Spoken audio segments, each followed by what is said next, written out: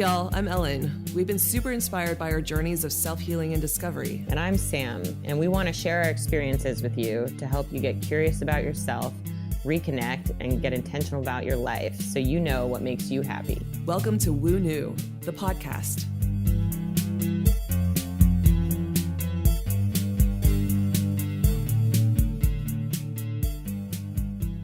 Okay, so we are continuing on the journey of Ellen's discoveries around different types of healing modalities, and she spent last weekend doing a Train Your Brain workshop.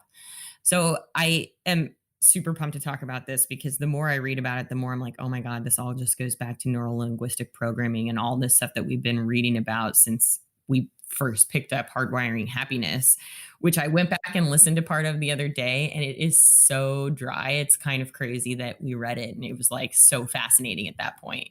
Yeah, no, totally.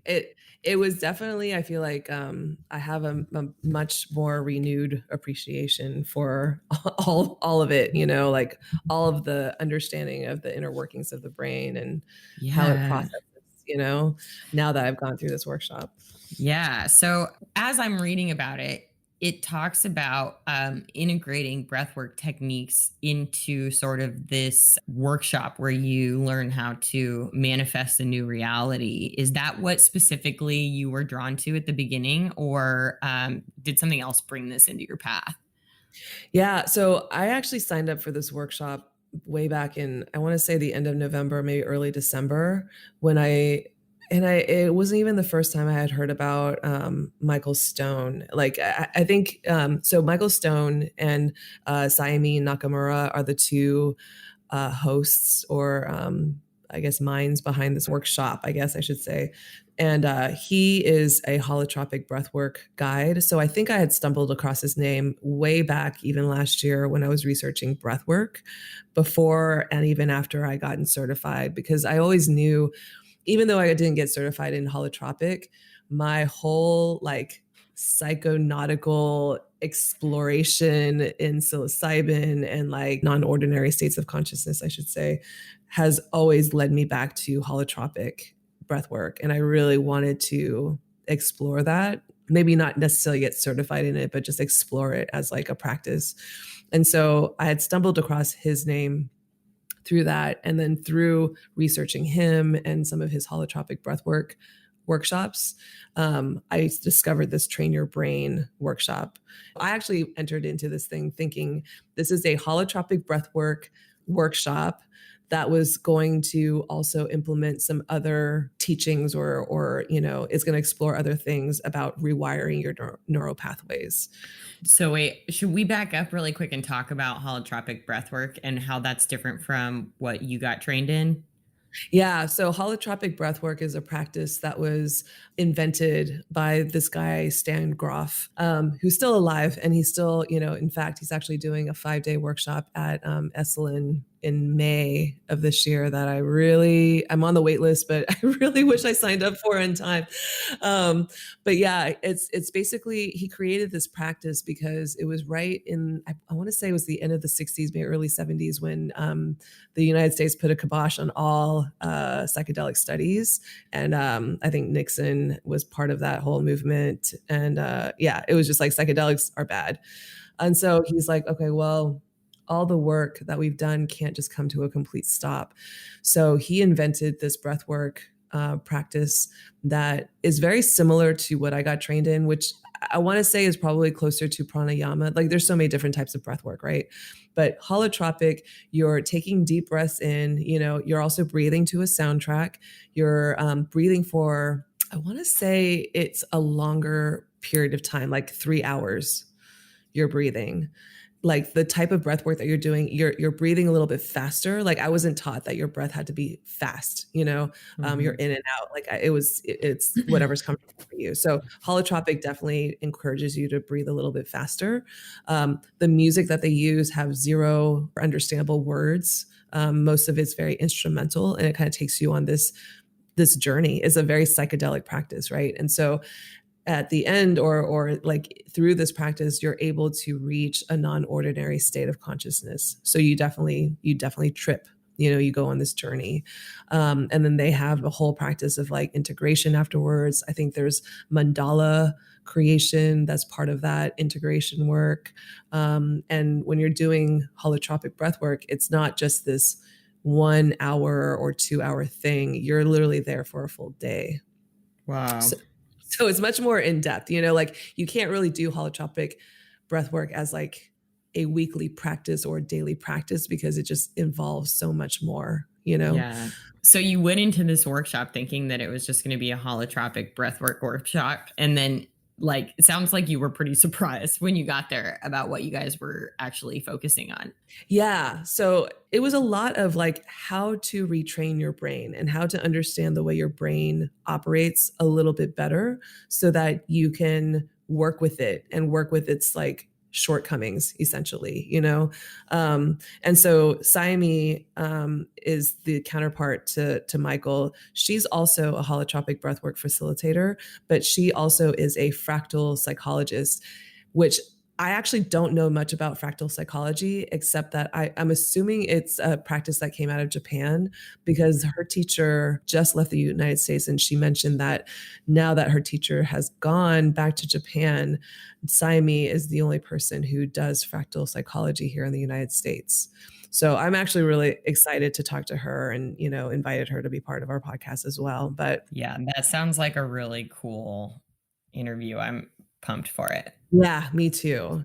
But I think, if I'm to understand like my understanding of the word fractal, like literally diving into sort of like the micro bits of what make you down into your roots, like all the programming that happened in your childhood to really change those patterns, like rewire those neural networks or the neural pathways so that your adult self can heal, So I think that's kind of the gist of fractal psychology. And obviously there's a lot of things I'm missing there, but I think that's the overall sort of philosophy behind it. So it was really interesting. We delved really deep into understanding the brain, understanding how faulty our perception is, how faulty our memory is. They showed us a series of YouTube videos that demonstrate how, our perception is so limited, because our five senses are so limited.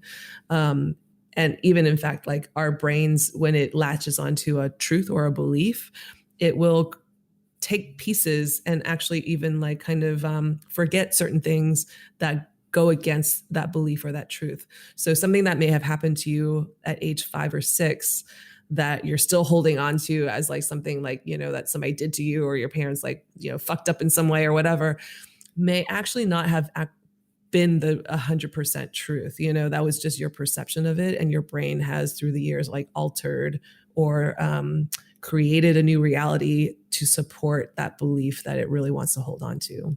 Yeah, I remember learning about this in college in one of my psych classes. And our professor was telling us about this experiment that they did where they showed people a photograph and half the people, it was an actual photograph from their childhood, and half the people, it was a photograph that they were told was a photo from their childhood. And then they were asked to recall the memory of it. And the people who were looking at the fake photographs, like built entire memories around it and then swore up and down that that really happened. Yes. Which is so insane. I found myself also looking at my past going like, wait, did that happen or was that a dream? I don't even know anymore, things like falling down stairs and like thinking that it actually happened, but it might have just been a dream of mine, because I don't hear my parents talking about it. Or my mom does, like it wasn't anything, it was like really traumatic in my mind, but nobody has mentioned it since. So it's, like little things like that. I think many people are familiar with that whole, there was like a gorilla that ran onto a football field or something. Oh yeah. Oh my God. I remember this one. Yeah. Was that the context? They had to count like how many points one team had over another and like didn't even notice the gorilla. Yes, exactly. So there's a YouTube version out there where it's like these girls who are all dribbling this basketball, and you had to track the number of times the girls in white jerseys threw the ball to each other, like passed the ball. And so you're so fixated on counting the number of times that these girls are, passing the ball to each other, that you completely miss the gorilla that comes through, like literally walks through the center of the room as these girls are going around them. And not only that, like they were on some sort of like stage or, something that had a curtain. They even went as far as changing the color of the curtain. So like I was familiar with this whole gorilla scientific study thing. So I saw the gorilla, I did not see the curtain change colors. It was like, it was so crazy. I was like, oh my God, it totally shows you just how limited our perception is, and just how our brain can just completely negate certain things that are actually right in front of you, like, and you're staring at it with your own two eyes, but you completely miss because your brain just doesn't work that way. It doesn't process things that it doesn't need. Yeah, you can only focus on one thing at a time. Yeah. There was this other thing that they showed us where it's like there was a screen that had like 4 footballs on there, like in each corner. And we had to fixate on one of them. Didn't matter which one, but fixate on one of them. And as you're fixating, the other ones literally started disappearing. What? And it shows you how your peripheral view is so limited. And so as you're looking at this one little football in the corner, this little icon, yeah, literally the other ones will just disappear like off the screen. What? Yeah. Oh my God. So our brains are leaky. Like they don't process information in the way that we think that they do, or retain it. Yeah, exactly. And so by understanding that fundamental principle, it really does illustrate how we can truly take control and actually create the realities that we want in our lives by planting the ideas or concepts or thoughts or visions of what we want to create, or where we want to be, the people we want to be, whatever it may be that we're trying to achieve. You can literally control and create your own reality simply by rewiring your neural pathways. Well, that's super heavy. So how did they have you do that? We talked about perception and memory first, and how limited that was. And they led us through some, eye-opening exercises there. And then we started talking a lot about the adult mind and the child mind. And most of us, when we experience, like triggers in our adult life, people that piss us off, or situations that piss us off, or like feeling fear, wherever we feel fear or anxiety or pain or whatever, it's usually your child mind being activated, because there's something in your child mind that is still not resolved or healed. And so it comes through as these emotions like pain or anger or whatever. And the idea behind the adult mind and the child mind is that your child mind is basically your primitive brain. It's like your limbic system. It's your reptilian brain. It's your, what they would call like the monkey mind, where you're like, just like endless thoughts going or whatever. That's kind of your child brain, right? So that gets formed from ages 0 to 6. That's kind of your child mind. And then you have your adult mind, which is like your prefrontal lobe, which is like more logical, rational. When you're a little baby and you're dependent on your parents, like from 0 to 6, you're very much dependent on your caretakers, right? Most likely your parents. Your communication and the ways you communicate are so limited that you use emotions in order to communicate. So like a baby will cry if it needs food, if it needs to be changed, if it's hungry, if it needs to sleep, if it's tired, simple basic functions, right? So it uses emotion to communicate those things. So that's how children learn how to communicate. It's through emotion. And so if you are an adult living in this life and you are using emotions to get what you need, you're still living in your child mind. Your child mind still has control. You're not really living in your rational mind, or your adult rational mind does not have control in your life. Yeah, because only one system of the mind can be turned on at a time. Yeah. So she Saemi was talking a lot about, she kind of like put her like one fist over another, or one hand over her fist. And she was saying that in those situations, like the outer hand is kind of like your child mind, and it's wrapped around your adult mind. And so all these exercises that we did were to like separate out the two minds and have them sort of balance each other out, because it's not that the child mind is bad.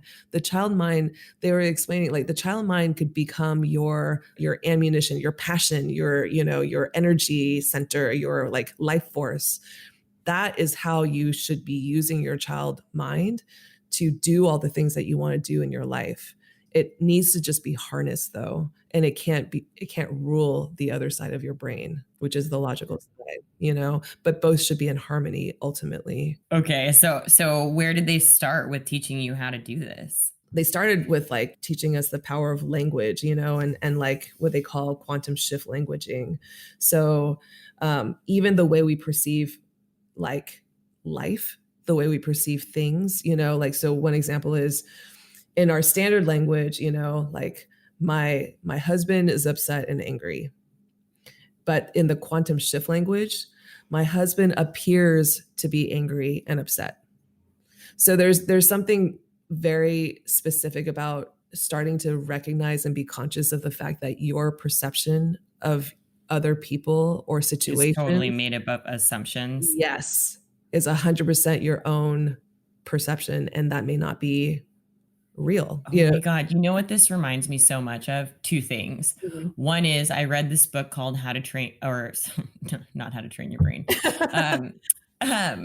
Thinking Fast and Slow, where he talks about the two different systems of the brain and how when one is working, the other one has to sort of be functioning in the background. Mm-hmm. And he talks about the same gorilla experiment. So it's a super interesting book, although it is much more written on the academic side.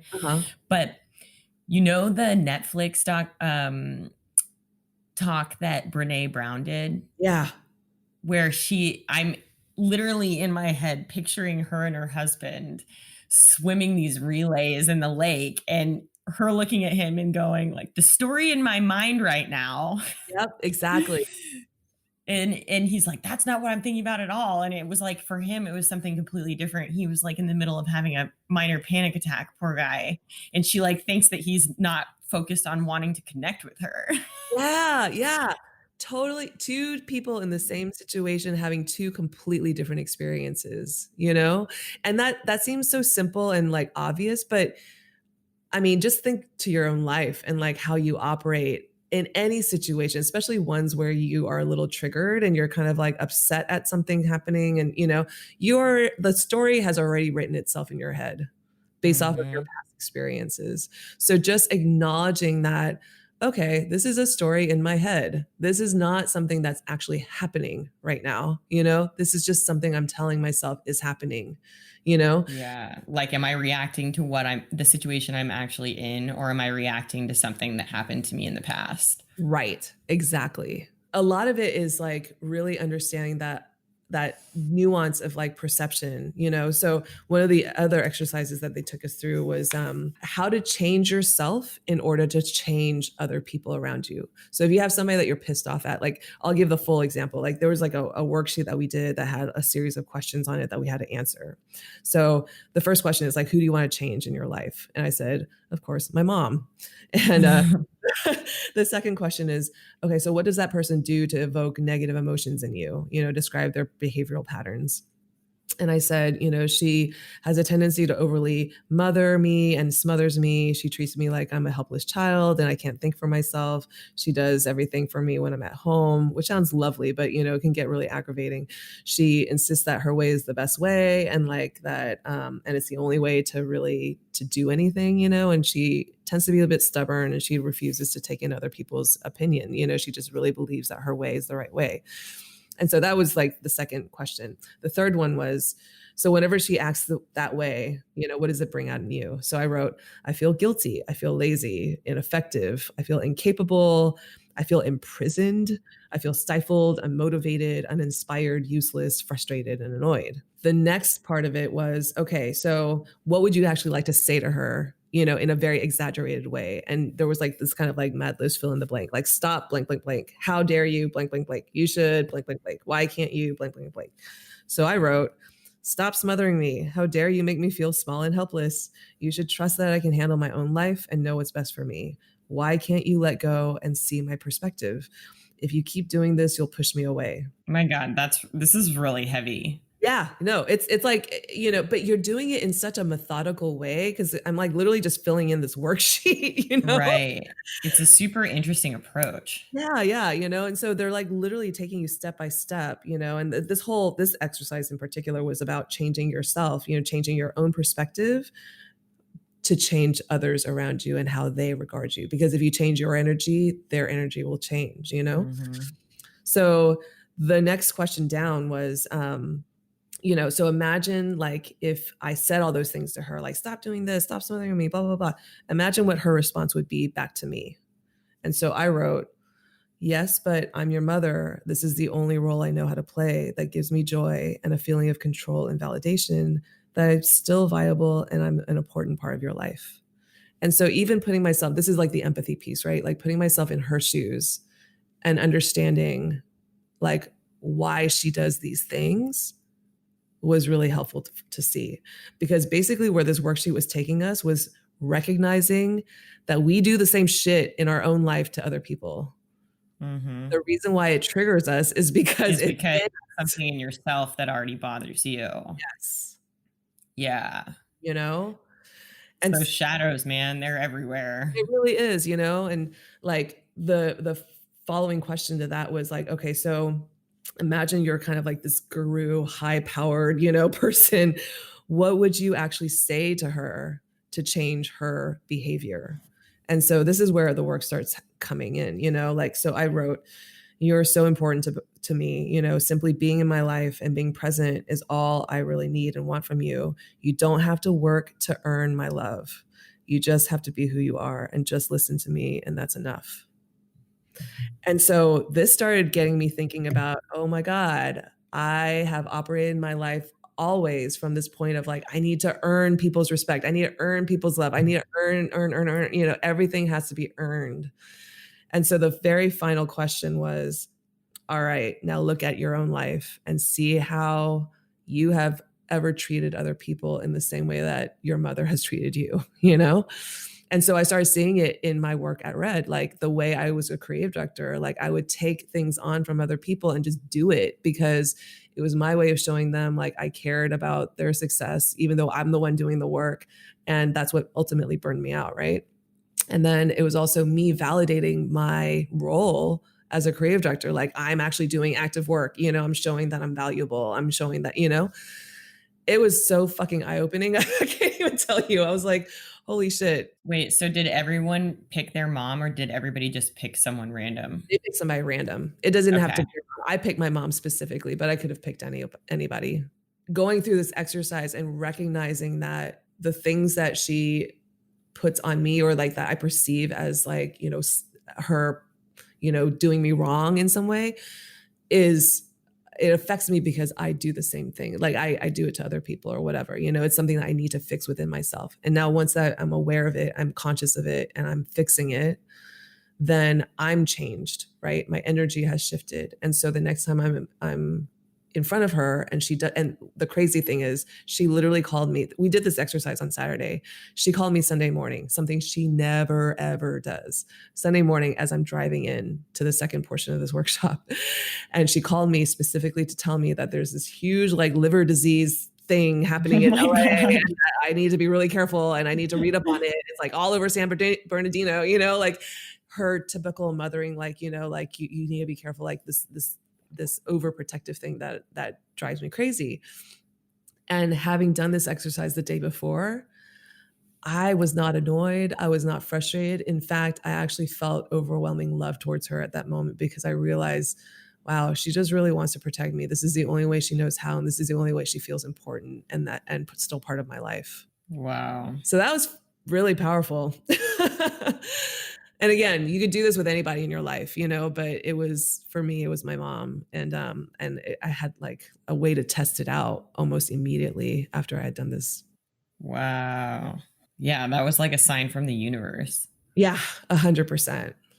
So it was like a lot of those types of things, like how do you change yourself by changing other people? We went through like, the different thinking behaviors in an adult mind versus a child mind. So like, for instance, like an adult would think I'm independent, I'm self-sufficient. As a child, I'm dependent and needy. Something that resonated with me was, as an adult, I want to say I take responsibility to protect my family and my financial well-being. As a child, I only think about myself. And if I don't get my way, then I display my emotions to manipulate and threaten others. Like we went through this whole long list. It's like 2 pages long of like child mind versus adult mind. And I looked at this list and I looked at things that resonated with me that I do, like adults would think, I think logically and act rationally. Child, I'm emotional and sometimes act irrationally in order to fulfill my emotional needs. That's something I definitely do, like every fight I've ever had with Adam, like, or every fight I've ever had with my mother or like, and so, yeah, I mean, it's just really interesting. Like one that I think is actually pretty prevalent, especially in this day and age of like, everybody's so motivated to achieve and achieve and achieve. The adult mind is I get inspired by people who are creative, hardworking, and produce the results that they desire. The child mind is I get jealous of others who have more than I do. So again, it's like going through and recognizing these tendencies in you and then starting to one by one work through each of these tendencies by like really connecting to your inner child again. And we did a meditation where, we had to visualize being with ourselves at age 0 to 6, pick an age where you're in there. And she led us through a whole meditation where we were like playing together and connecting. And the very beginning of that meditation was, we had to enter into this room and we had to go through this door to get into this room. And your child self is like buried underneath all this rubble and you have to dig her out and uncover her and dust her off and then, like connect with her, play with her, talk to her and like soothe and nurture and cuddle her, So I went through all of this to just like kind of reconnecting to that little me, I guess, inside, and that was also super, super powerful too. Just making sure that they feel, or this like little inner child is feeling like nurtured and not triggered, and like she has everything that she needs. Right. And it's not that there's this little me inside of me. It's because what I'm actually doing is projecting this image of my child mind and talking directly to my child mind to have it sort of release its need for control. Yeah. My God, that must have been so heavy. It was really powerful. I mean, the whole 2 days was really powerful. And this other part that I know I shared with you before, but it's like, this is like one of those nuggets of wisdom that I know I'm going to be processing and thinking about and reflecting on for a while. But she was talking about success as an adult, right? Like we all want success. We all have our goals. We all have things that we want to achieve in our lives, right? But sometimes, and this is like so deep inside of you that your rational mind does not even see it. Even your subconscious mind, like, may not even really fully see it, but like you have to really dig in deep because sometimes as children, and this is again, very irrational and emotion based, as children, your parents, wronged you in some way, or you didn't get a need met or whatever, and you act out, right? You get angry, you get pissed, you get frustrated, you get sad. And you develop resentment towards your parents. And so as you grow up and you become an adult and you achieve, there may still be this inner resentment that is there, that's unresolved, that you don't even have an inkling or a clue that exists inside of you, that actually keeps you from being successful because it doesn't want to give your parents the credit for raising a fully functioning, healthy adult. And so it holds on to that shit, And so when she said that, I was like, oh my God, and my first thought truly was like, I don't have any resentment. I like, wrote my mom this long letter apologizing last year. And, like I did the work, like that was truly where my mind was. And then she took us into this exercise. And this is Sunday morning, the first thing we did right before our 1 hour long breathwork session, where we had to close our eyes. And we had to imagine ourselves as that, 0 to 6 kid, like 4 or 5 years old or whatever. And you imagine your mother when you're that age standing in front of you. And it was this call and response exercise that we did for 15 to 20 minutes where she would say, I'm sorry, mom. And then we would respond, I'm sorry, mom. And back and forth, I'm sorry, mom. I'm sorry, mom. I'm sorry, mom. And like you just kept on saying it over and over and over again, almost like a chant, you know? And dude, by like minute 3 or 4, I was crying. And like slowly the whole room just started breaking because all of us were having images of our parents and the things that they had done for us, our mother specifically, things that she had done for us that we had completely forgotten. Because when we're at that age, it's all about you, you know, like it's like you're developing your sense of ego and you're dependent on your parents for everything. And you're kind of like you're a selfish taker at that point in your life because you're meant to be, you know, but you forget all the things that they actually did, the time that they spent nurturing you, all the diapers that they changed, all the, you know, the food that they made for you. Like you were 100% dependent on them and they did all these things in order to, you know, take care of you. And slowly that resentment starts dissipating. Yeah, I know when we were talking about this earlier, I mentioned this too. It was like there's that moment in every relationship between a parent and a child where the child suddenly like really starts to understand that their parents are human and that their parents had a whole life before them. Mhm. Whereas like when you're, 0 to 6 years old, your world is so small, like you don't ever think it's like the universe came into existence the day you were born, and like nothing that you haven't been exposed to is ever going to change, you know? Yeah, totally. And like, that's it. Everything is just that simple at that point. But then you forget, like, oh my God, our parents, they've gone through so many things and then made the choice on top of all of the accomplishments they've achieved and all of the work that they've done on themselves and for their own lives to then sacrifice all of that for us. Yes. When at that age it's just like, all right, this is just like you expect it because that's just the way it is. You don't understand. Yes, exactly. Exactly.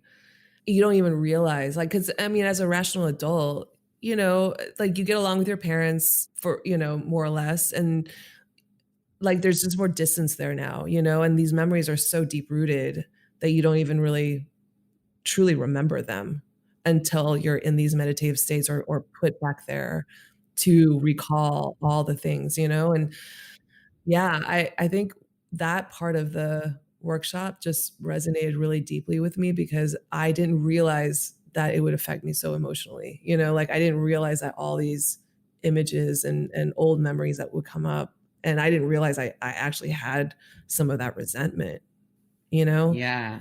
I don't feel it, but it's in there. So after you did all of this crazy work and like uncovered all of these shadows, how did they help you to sort of like reframe it and retrain your neurological pathways? So I think each one of these exercises are truly the activities that are rewiring your pathways. You know what I mean? Okay, so it's like having the realization and then it manifests. Yeah. Yeah. Wow. It's bringing your consciousness to it, you know? So, like, we went into other exercises where, you know, like one of them is called habitual thinking patterns, to eliminate and reasons for lack of success. Every single one that we have. Let's start there. Totally, right? And so, you know, it like tells you to like identify the reasons why you're not succeeding, you know, blaming others for your life circumstances or your emotional dramas, being lazy and dependent, criticizing or being envious of others who seem to be more successful or have more than you do. And then they asked you to write like, what will you get when you become more successful? And I wrote, you know, freedom, more opportunities for growth, more peace, like validation that I'm like living in my purpose, like a sense of fulfillment and just more joy from like the satisfaction of like giving and spreading positivity. But then the following exercise is, well, what will you have to give up when you become successful? And this was actually hard for I people. was just gonna say this is a double-edged sword, this question, because we think that working towards um, achievement is going to bring us joy, but that's not really what does. Yeah.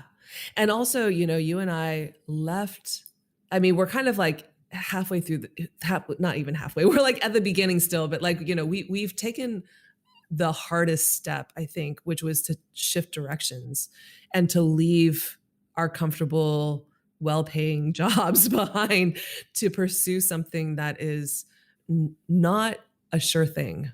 Yeah. Do you know what I mean? And so one of the things I wrote, knowing that this is something I, had to learn how to give up, was comfort, like material comfort. And Yeah. like mindlessness, in a sense, like just being on a On a path. 9 to 5. Yeah. Yeah. Even though it was more like 7 to 10 or 11. Yeah. But I would say even though, yeah, we both worked our asses off and did a lot of overtime, that road was still like so much easier than the road that we actually are on now. Yeah.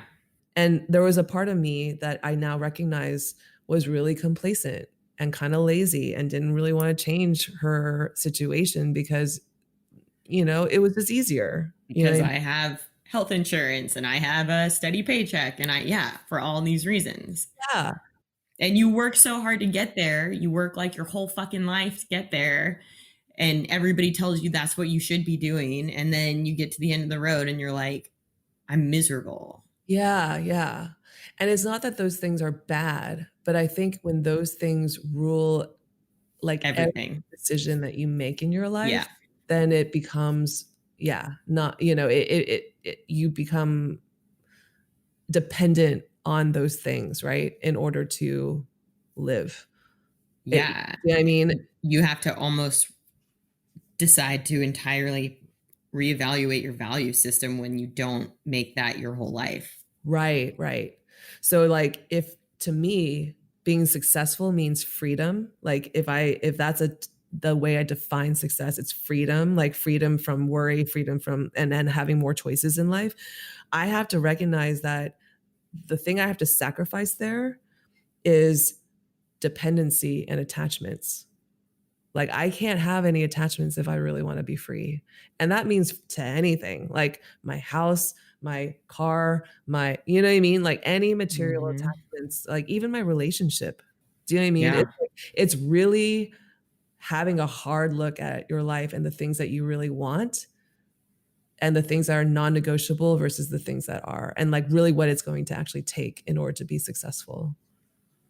Yeah. And to just redefine success in the first place. Yeah, exactly. To something that matters to you individually. Wow. I'm super into this workshop. I love the approach they took. That's so cool. Yeah, it was very, very jam-packed. Like, I mean, I felt exhausted at the end of both days because they fill you with so much information to the point where you're like, oh my God, okay, I can't take in another thing, But it was really, really helpful. And the final thing I want to share really is we went through a declaration exercise, like, saying like, I am determined to grow. I'm determined to change. I'm committed to taking responsibility for my life, all these things, right? I am not a victim. I stopped being a victim. I stopped being a drama queen. I stopped being resentful. I stopped being, dependent.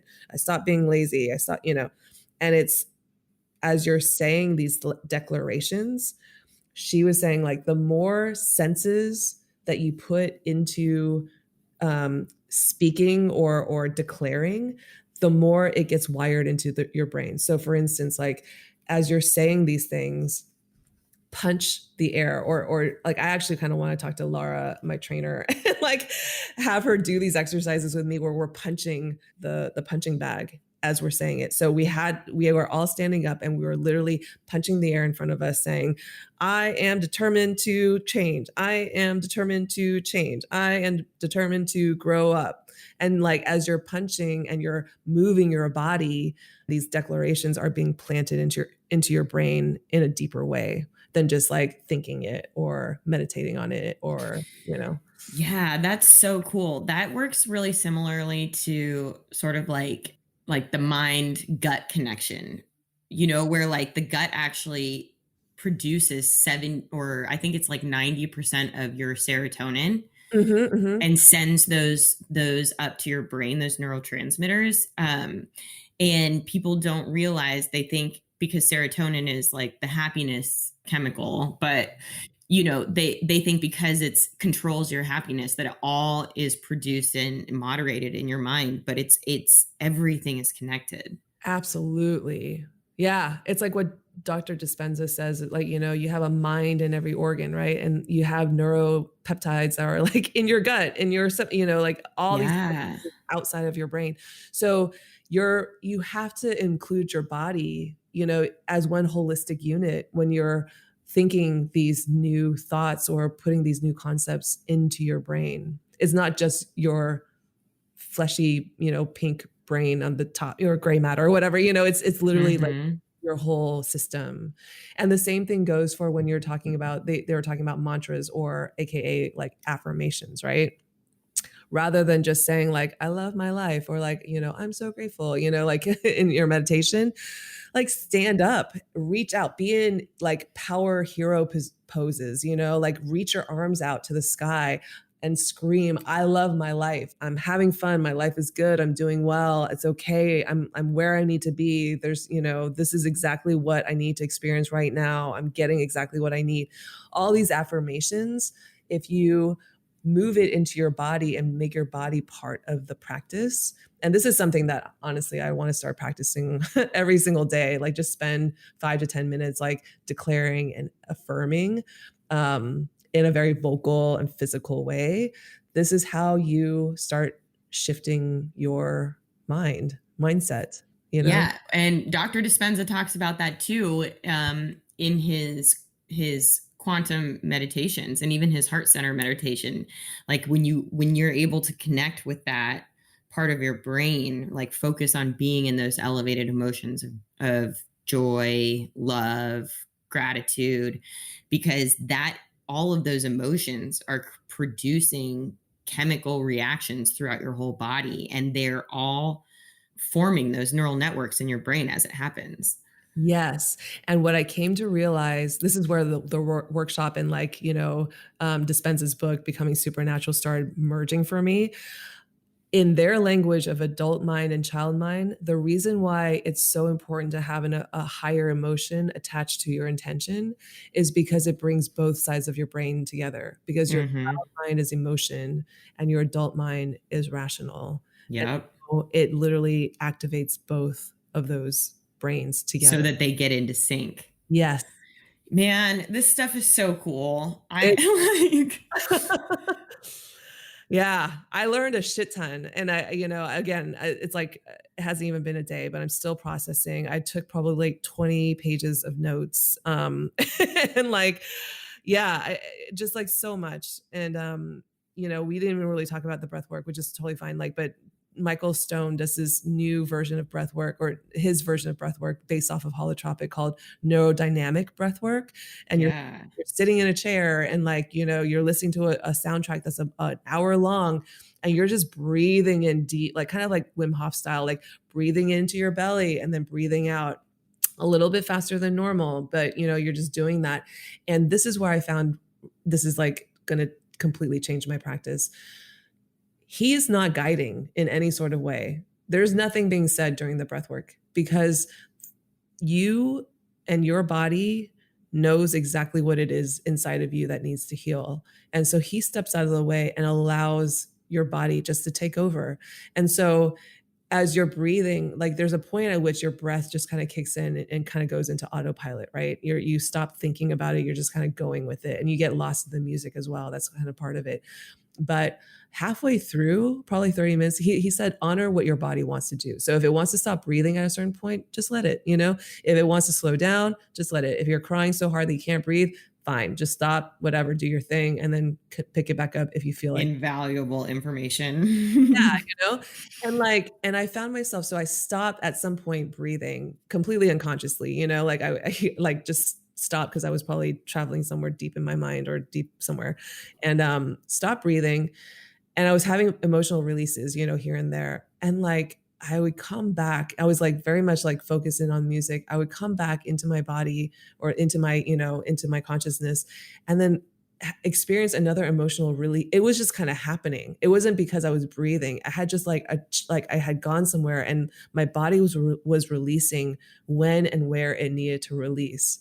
and just whatever was coming up was just kind of coming up. And it was having, I mean, I saw a silhouette of my father. I saw my father and my mother's spirit connected. I saw like crazy light. I mean, I know you always like, you see colors really vividly. Like there was one point where I felt like I was staring at the sun and I was like, what is going on right now? Yeah. And Isn't that fucking rad when that happens? It is. And I honestly don't know what the meaning is, but I'm just kind of like, okay, this is, this is weird, But yeah, the whole time I was like, wow, I am doing breath work in a chair sitting up right now. And like, I'm having just as powerful an experience with this, allowing my body to just heal itself in the natural way it wants to, Ooh, I love that. Especially because I've had some breathwork sessions where I was guided through visualizations, and they were like complex visualizations, and in some cases slightly triggering too. And then it was like, as soon as that happened, I was like, oh fuck,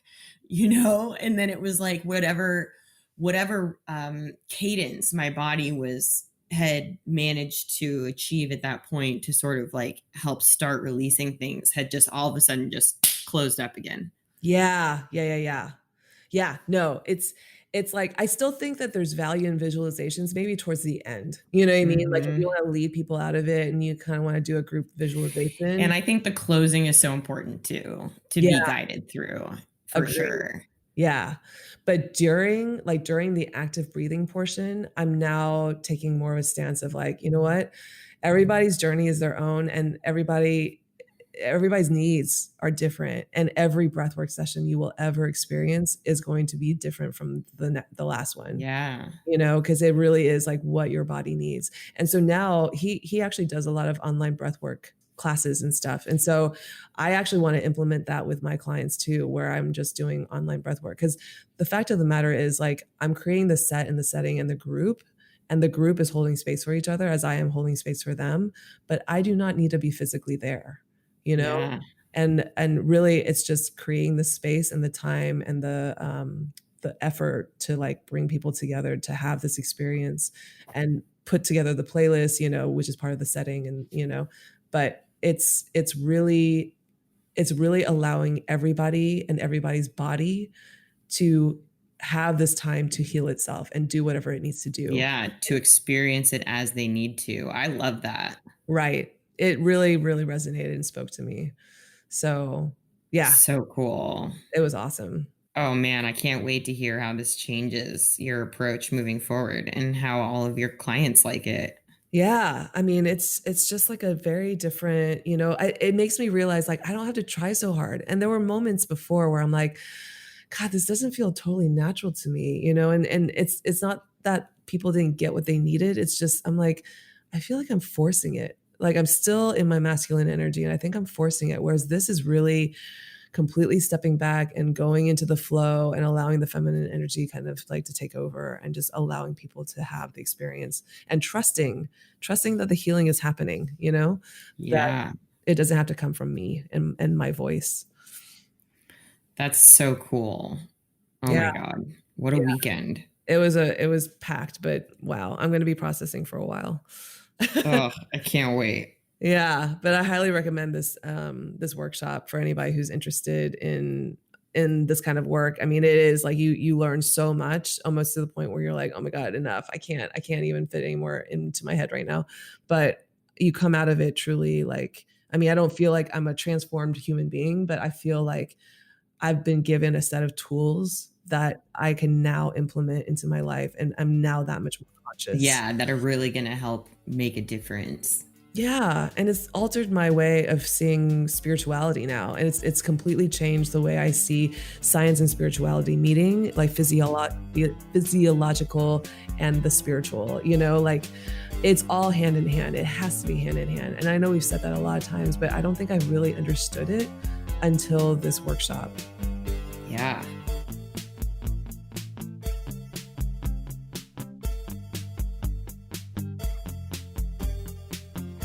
Music for Woo New is composed by Adam Miller.